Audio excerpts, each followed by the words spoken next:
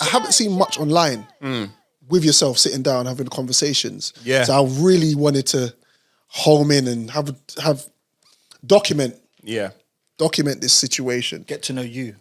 So let's talk us through the beginning. Like who are you? Where are you from?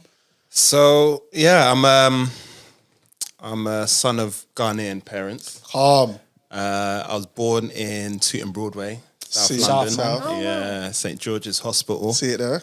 I was here for about 2 years before I went to live in Ghana with my grandparents. Oh, my mum was studying. Yeah, my mum was sort of finishing off her law qualifications here, setting things up here. So I was living in Ghana for about 2-3 years with my grandparents. So I developed, the Ghanaian dialect tree. Yeah. Okay. So I can still speak it now fluently. It's a bit shaky, but I can understand it fully and still speak it. You can get by. I can get by, exactly. So came back, started primary school. Went through primary school, middle school at the time. They don't do those now, do they? Yeah, so middle school is it's just primary. It's primary and secondary now. Secondary. Yeah. So I went to middle school for a bit, and then we switched. At one point, I went to one called Gorringe Park, which is in Mitcham. Right. And I switched to a Catholic school. My parents wanted me to go through the Catholic school route. So I went to St. Thomas's, which is another middle school, TE8, and then I went to Wimbledon College in Wimbledon. Sick. Which is like a Jesuit Catholic school. Right. So, it taught me a lot of discipline and whatnot there. It was a really good school, actually. We had a swimming pool and everything. It's one of the privileged ones. Degrees. And then, from there, like during that time though, during that early sort of upbringing, I always had a passion for music and performing. Yeah. Even when I was back in Ghana at like 2-3 years old, my granddad was a chief. He was a police chief in the capital, Accra. Right. And also a chief of his village called the Rampong in sort of the west. So that's the head. They're the heads. Chief of the village. So he was like, everything goes through him. He's the guy. He's that guy. Right. And he has this attire he wears, and literally he would every time he wears it, he would get a custom identical one made for me. Oh, so I was literally like his mini me. So you like Prince Hakeem? Yeah. Literally living that Prince Hakeem dream. And every time I'd go to the village with him, all the kids would be excited and gather around because they knew I was coming. And what they'll do is they'll like sort of they'll congregate in an area, and I'll come and I'll pretend to basically perform for them. Right. And I was a big Michael Jackson fan. I'd come with my pencil, singing Billie Jean, doing the dance moves and whatnot. So performing's always been a thing for me. All through my early upbringing into school, I got into street dance. You immersed yourself into it. Yeah. I was singing in when I got to sixth form, so I was really into singing. But then when I got to university, I went to Surrey University. I was part of the ACS, which is Afro-Caribbean Society. So I put on events. I went to my first ever event, and I saw these two DJs just killing it. Playing R&B, hip hop, bashment, just shutting it down. And I'd never seen that firsthand because I never really went out as a kid growing up. We'll do the odd house party here and there. My parents were quite strict. Like, it's all about the studies, whatever. So I didn't really get to go out. So that was my first exposure to like the clubbing world. Right. I saw that and I was instantly hooked. I was like, I want to do what they're doing. This is what. This is not CDs. This is records. This is vinyl. They were using vinyl at the time. And the CD decks had just started coming in. Right. But they were like old school. They were vinyl. So they had the vinyl decks in their room as well. So I befriended them, try and go into their room, learn, So I'm mixing old school garage, a bit of jungle, and they really showed me the early ropes. And then from there, because obviously I didn't have the money to get equipment at the time. So in my campus dorm room, I had virtual DJ. Right. Sick. So I was using that to get like the theory, if you will. Understanding how to blend tracks together, transitions, all that sort of stuff. And then it was that coupled with them letting me play a few early warm-ups before their sets in the ACS events. And then the student union gigs started happening. And we started growing the DJ from there. So wait, you went from, this is I like this. You went from going into a party, seeing DJs, understanding that that's what you wanted to do, and just taking it. Yeah. Just ran with it immediately. Yeah. Love that. Yeah. Like you had a Talk to me. You had Almost like an epiphany moment. 100%, like a light bulb moment where you understand, and you was just ready to just do what it takes to be a DJ. Yeah. And you just went and done it. Just to learn. And it was just the form of expression. It was different, but it was still like being able to perform. Do you know what I mean? Yeah. And to play music that you love. Right. You know? And yeah, it just always fascinated me. And Controlling a crowd. Controlling the crowd. So quick question. Yeah. Prior to seeing the DJs, did you have a musical journey? Because you said you performed and you sang, you danced, and clearly you were talented because you could do quite a bit. Did you ever have musical goals, or was you ever wanting to get into that side of the industry prior to seeing the DJs? Yeah, I wanted to be like a pop star, basically. Okay. Parents always like education first. If I was to ever do anything like that. Yeah. That was actually one of my questions. Yeah. And there was little mini outlets that I had during the journey. So at Wimbledon College at sixth form, we had this talent show at the end of the year, just before we left to go uni. Right. And I remember I performed 2 songs, right? So I got my boys to get in on it as well. So a few of my boys were into the performing and dancing and stuff as well. So we actually did P. Diddy, I Need a Girl Part 2. That did the tunes, you know? Are we able to edit that and say he said like B2K or something? So that was one of the songs. You weren't to know. I weren't to know, man. You weren't to know. Yeah, in my defense, I sang Mario's part. Good way out. And in addition to that, we did... so that was more of the dancey hype song, and then we did like the ballad. One of my best friends, she could play the piano, and we did. And I sang with another guy. We did Casey and JoJo All My Life. Oh, so you can sing. I could. When I got to uni, and then the drinking started, singing, I know. It went downhill. It went downhill. And then DJing came in. I was like, yeah, I want to do that. I still even during uni, I still was doing like the street dance. I set up my own little. ACS dance crew, right, and we'd perform on the stage at the student union and stuff. So there's still that outlet as well, but there was also the DJing I wanted to do as well. And then from there, I did my undergrad at Surrey University, and then I went on straight to do my masters at Brunel, West London, right. And after that, my parents were like, "Okay, cool. You want to do this DJing thing? You can have some time now, kind of, to do it." So then I joined. Deja Vu FM. Yeah, remember. And then at the same time, the Light FM came back, but they were just online. Yep. So I joined that. So I was doing 2 shows simultaneously, and at the same time, I started getting like West End gigs. Yeah. And just gradually building. The funky scene was big at that time. Of course. And then I started going to 2009. Actually, when I graduated from my masters, I went to Napa with my boy. Didn't have any bookings or anything, but I was like, let's just go. Let me go network. Yeah. Networked, played for free, did a lot of free gigs and stuff just to get my name about. And why did we see each other? Because we were we're in and around. So, I DJ'd, when I was in the West End, I met DJ Crisis. There you go. There's the story I have for you. There you go. Oh. I said earlier. Yeah. There you go. Let's hear it. So, my partner, my wife, booked you for Crisis's 30th birthday. Oh, snap. Yeah. I've got the... Yeah. Oh. What after party? I won't go... Nah. I've got things on there. But I'll just show you the... Where is it? The little banner. There you go. Crisis, yeah. We met Sound nightclub.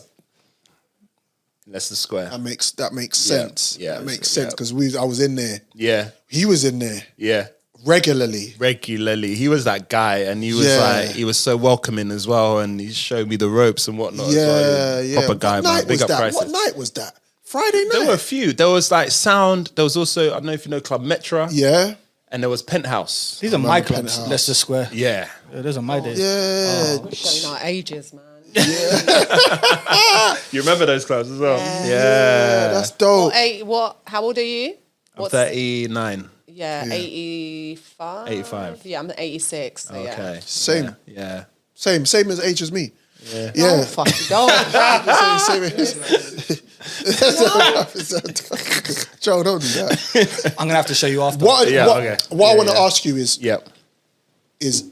what has been your highest point so far In this whole journey. in your whole journey? What's been the highest point? Like, There's been a few. yeah, There's been a few. The one that always comes to mind first was a gig I had back in 2018. 2018. It was Virgil Abloh's Nike and Off-White collab after party. Sick. How did you land that? Bro, it came through my agent at the time randomly. And Right. I heard of Virgil and I heard of Off-White, but I didn't know too much about it. And I knew they did this collab with Nike, right? And so it's like, oh, he's throwing this party. And I was like, okay, cool. And then I saw the line. I was like, oh, he's on there. So I didn't know he DJ'd as well. Right. And he was DJing. He was a headline. And then I realized, wait, I'm below him. Am I like... So my set was just before his. Okay. So, and this room, it was at the Oval Space in East. Okay. Okay, yeah. So it was about 1,000 people. Right. It was packed. And they had me on prime, almost prime, just before he was to come on. The set went really well. Smashed he came it. on and gave me props, kudos. We took a picture together. Yeah, you know yeah, what I mean? yeah. Such a humble, cool guy. God, you know, may he rest in peace. Rest in peace. Yeah, that was definitely a highlight for me. And after that, you just felt like you definitely knew you was in the right place. Yeah. I was still DJing with work. Yeah. The day job. Yeah. But it was just moments like that along the way that led to, you know, and a lot happened obviously in come 2020 with lockdown and everything. That was like one of the toughest years of my life because me and my wife, we lost our first daughter, Lara. May she rest in peace. She was 3 years old. That was a really, really, really tough time. I don't want to fish too much, but what So, happened exactly? So Lara was born with a condition. Right. It's called the Dandy Walker malformation. So it's an impairment of the brain when it's developing in the womb, right? And it was towards the back of the brain, the two hemispheres called the cerebellum, and there's like a bridge in between. Yeah. That bridge wasn't fully formed. And because of that, they said, you know, when she's born, she may not be able to breathe on her own. Her motor coordination is going to be impacted. And they were suggesting we terminate it. And we said no, we want to give her a fighting chance. And she came out, she reached all her milestones. She could breathe on her own. She was crawling, she got to walk. The only like complication she had was she had build up of fluid in the brain. Because of that impairment at the back, it meant she had hydrocephalus, Right. which is extra fluid. So we had to get a shunt, which is like a device that sort of goes around here and then it drains. It's like it's got tubing underneath and it goes all the way down to her stomach. So it drains the fluid that way. But the issue is that with that was it would get impaired, so it would get blocked every so often. So she would need to go in and have essentially brain surgery each time to replace that. Right. And we had a few instances where we had to go in. So she had about maybe two surgeries where it was blocked and they needed to be replaced as she was developing. But when she got to 3, because she had developed a bit more and the signs that she would give weren't the same. Right. Because typically when she gets it, she would vomit. She'd get really lethargic, and then we know, okay, she's having an episode. Let's take her in, do the surgery. You know, we'll bring her home a day or 2 later. But this time she was at nursery at the time. She was sick. We took her to St. George's Hospital, but then she got better on her own within maybe 6 hours or something. So we brought her back home, and then she was still in discomfort. Right. Then we took her back into the hospital. Went to our local one, which was Mayday in Croydon. But then they transferred her to St. George's because she was still presenting as, you know, it was like up and down. It was very like, what have you. And then we were there and we were waiting to be seen. And then all of a sudden she just had a catastrophic stroke. Really? So sorry. Had to call the crash team, and then they took her in to operate, and then it was unfortunately. And yeah, that really hit us hard. It was literally the end of February 2020. So it was a leap year that year. So pronounced date of death was the 29th. Right.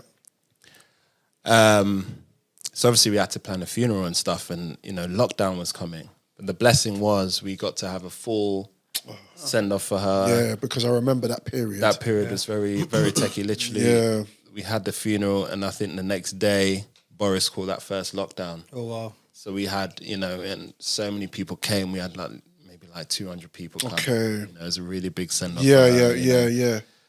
At least we had that, but then the tough bit was leading up to that. My wife's from Uganda. So traditionally, when someone passes in the family, they have what they call a lumbe, where the family gather around, come and essentially stay at the house, sleeping over and whatnot, sleeping where they can, whether it's the floor, wherever. So they did that up until the funeral date. So we had all that support. We didn't have to think about food or whatnot. We just, we could mourn and grieve as a unit. Right. But then to go from that to lockdown, everyone had to go. It was just me and the wife in our apartment.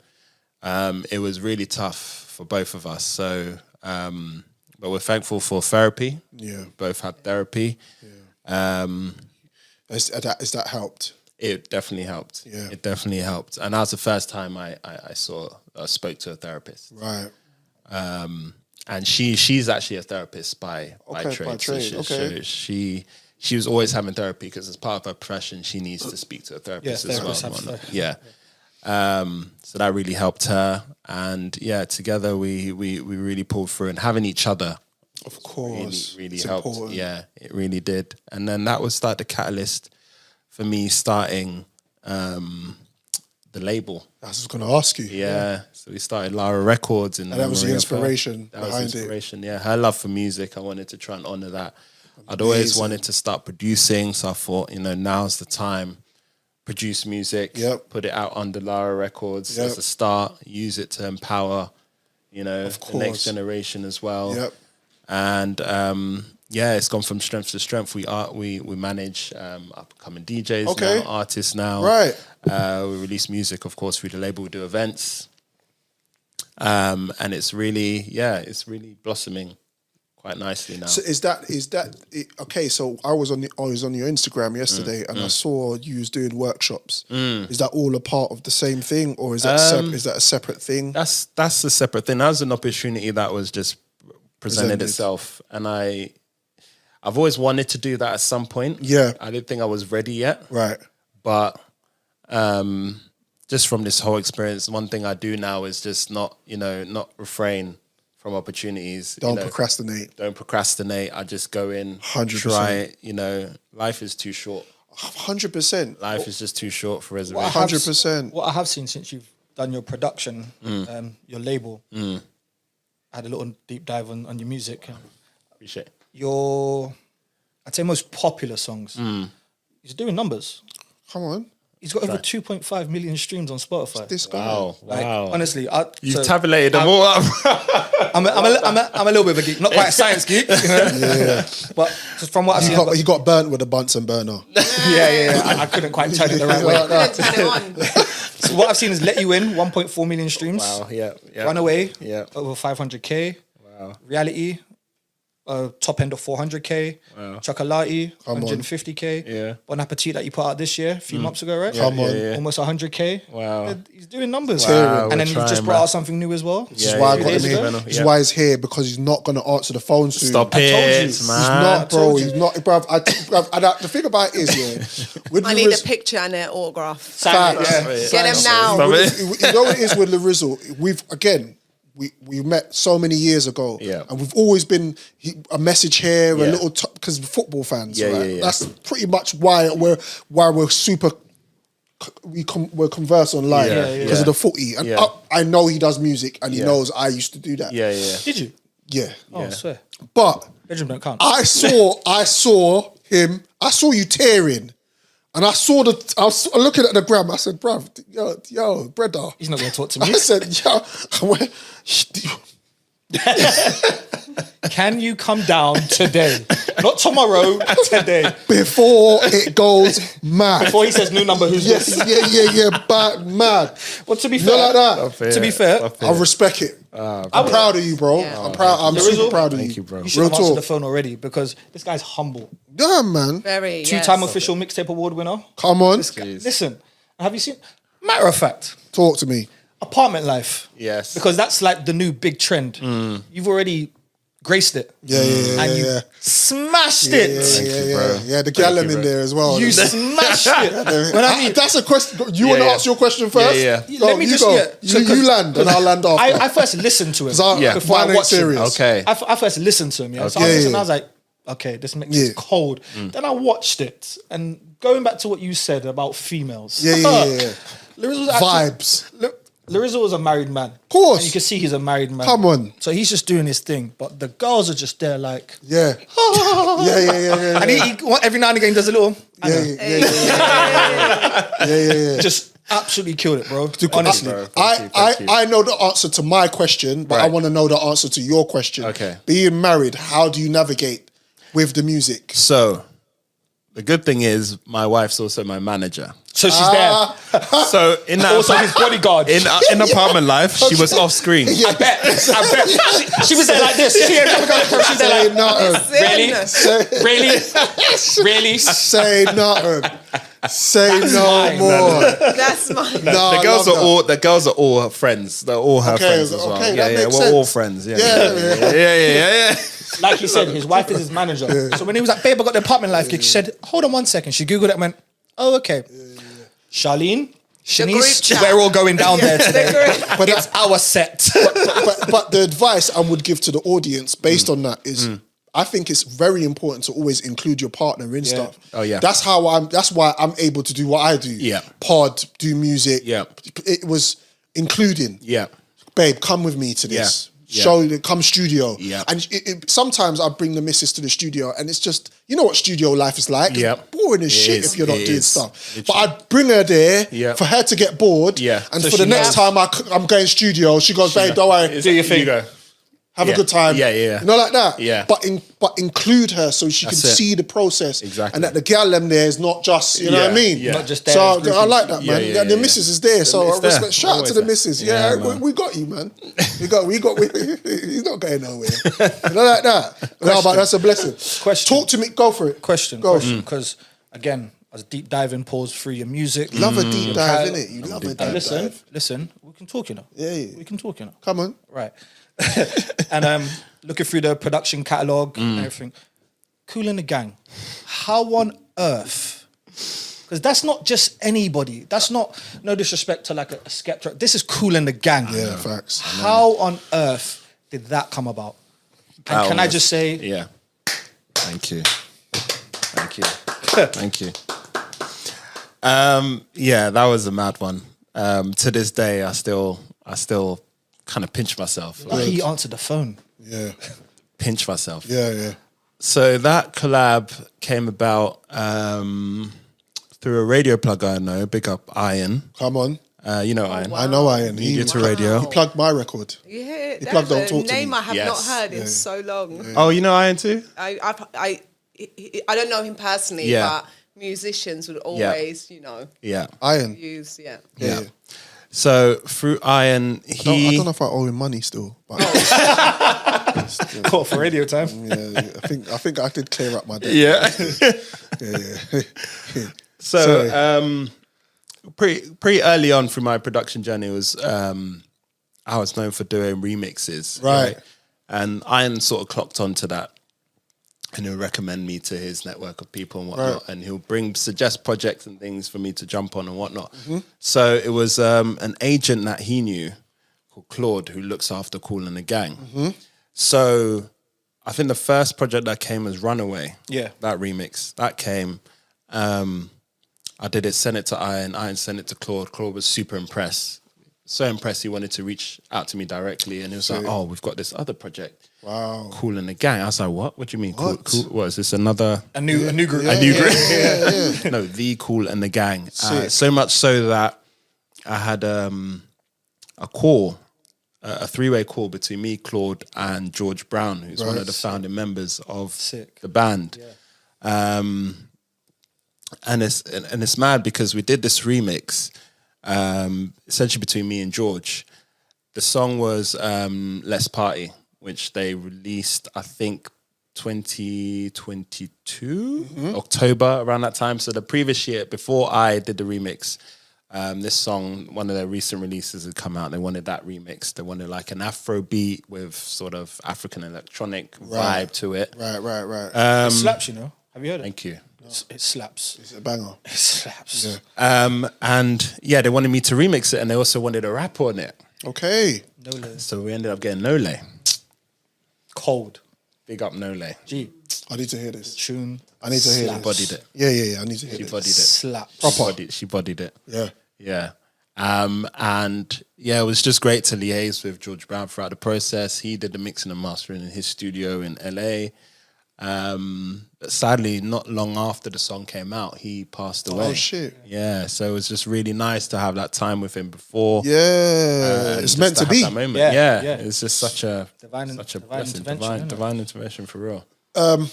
Quickly talk to me about your residency in KISS.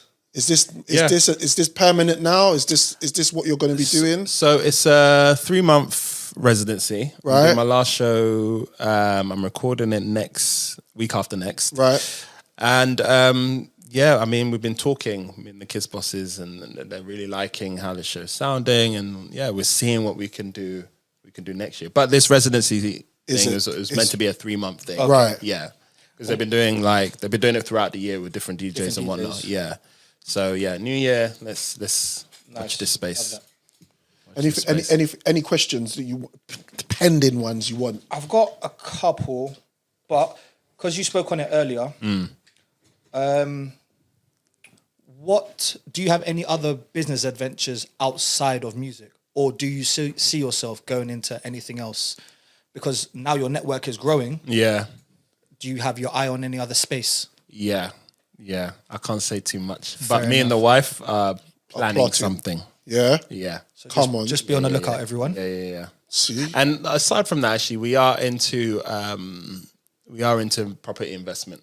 Right. So we have, our first flat that we bought. Yeah. That we now, we're landlords of, as it were, here. Yeah. But we really want to invest back home in Africa, because we also run a charity together as well. Amazing. Kolera, for children in Uganda. This is fantastic. So that's our other venture. One of our other ventures outside of music. Giving back is really big for us.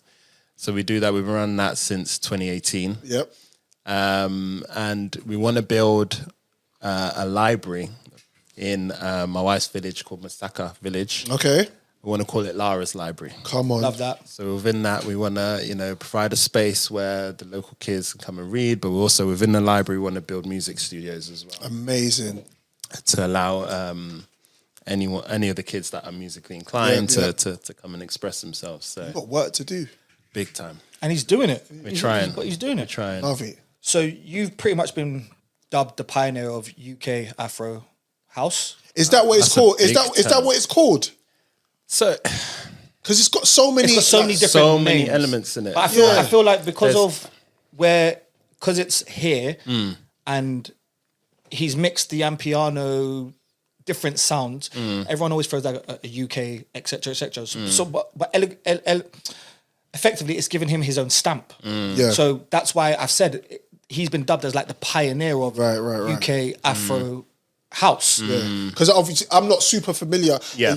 You're the head. Yeah. So I need to know from pause. So yeah, I need to know from you exactly what the dynamics of it is. What is Yeah. it so called? we're layman's, we're new to music. Yeah. What is UK Afro House? Right. So Afro House typically stems from a form of house music that comes from South Africa. Right. They're the pioneers of it, right? Right. And within the Afro House umbrella, there's all these subgenres coming out. So Amapiano is like one of the newest The newer. ones. Well, an even newer one now is called 3-Step, Right. which is a mix between typical, say, Afro House which I say the figurehead for that would be Black Coffee. Yes. His style of music. Yep. So Free Step is a mix between Amapiano, which is, heavy percussive bass lines and whatnot, with sort of traditional Afro House. That's Three Step. So there's then Amapiano, there's Gom, or pronounced Ngom, which is like a, I'd say between 125, 130 BPM. Right. Okay. Really heavy percussive bass lines and what have you. And there's Bacardi, there's quite a few, right? And the way I suppose this UK Afro House term comes from, I'd say, my background of, I'd say when my name started gaining a bit of prominence in the UK, it was from UK Funky. Right. And in my productions, I kind of pieced together, bits of my past, or my musical culture, if you will. Sick. So I've done elements of UK funky, tribal, soulful house, into this new Amapiano kind of sound as well. So that's why this phrase UK Afro House kind of. Well, let's not. Yeah, put air quotes, because it's a real thing now, and it's an actual movement. And like I said, your numbers speak for themselves. And man. Thank you. I've seen the people that have shouted you out and bigged you up, from the Mo Gilligans to Jordan, everyone. This guy's name is on everyone's. Bro, I know him, bro. Paws, mouth, lips. Like I know him now too. My brethren. Okay, I've got a bit of a funny one. Yeah. Worst experience musically. Worst. It doesn't have to be like. I don't mean worst as in like you went to a set and the owner was just an idiot. Like, just like maybe you were in like a trap house or something. Like, what's like the worst or the most unusual? Worst musical experience. One that comes to mind was one of the early bookings, international bookings. After I Napa, I got one from Slovenia, Ljubljana, Slovenia, right? That the Eastern Bloc. That's like Slovakia and Poland. That's like, I'm surprised you went. Yeah. I'm surprised you got through. Yeah. Just being Larry the African man. Yeah. No, but they do fuck with you. They do. They do. Even hip hop music, they love it. Yeah. When you're a musician, the color doesn't really. Yeah. They expect you to be black. Yeah. You know, like that. Yeah. Like, but then they also still expect you to be black. True. Yeah, so I got this booking and it was to play Funky House over there. Right. The first time they've ever done it, UK Funky in Slovenia. Like this guy that was based over here but lived over there, whatever, was going back and forth. It was like, I'm going to book you, fly you over, go there and everything and play it. And I was proper excited, I was like proper sharing it. Everyone's like, I'm going to Slovenia. It's going to be sick, right? It's going to be bad. Yeah. Get there now. 2 people. Oh no! Stop 2 it. Wow! People showed up. 2. Was that including the guy that was including the promoter? Including yourself? No, that.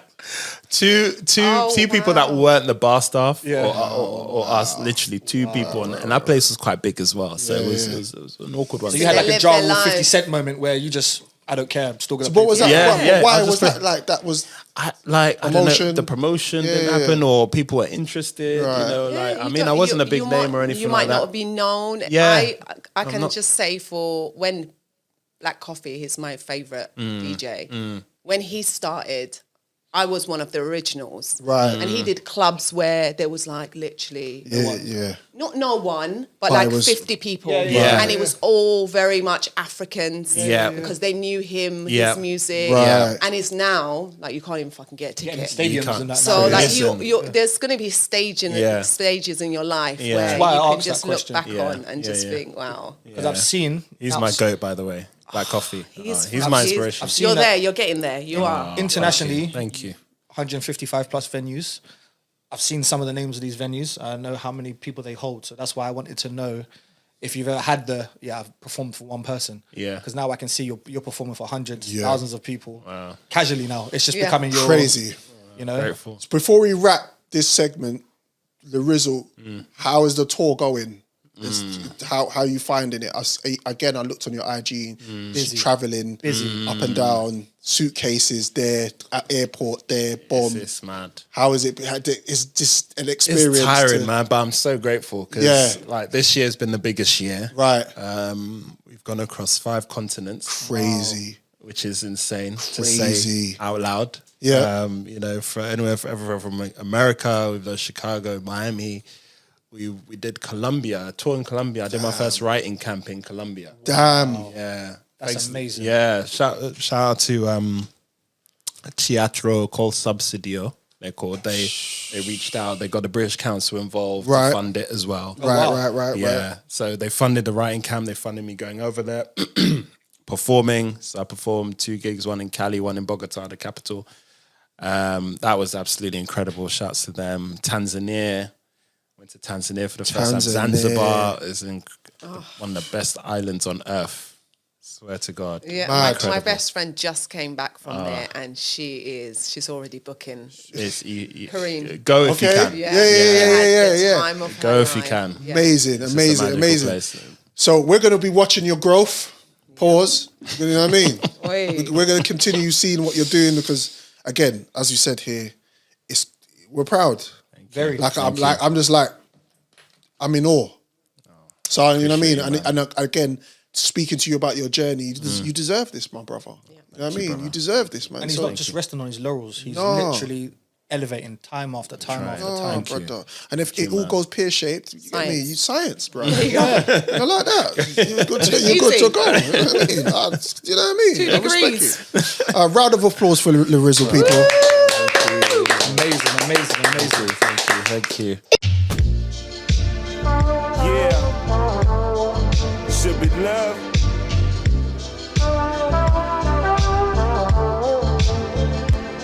Fight for.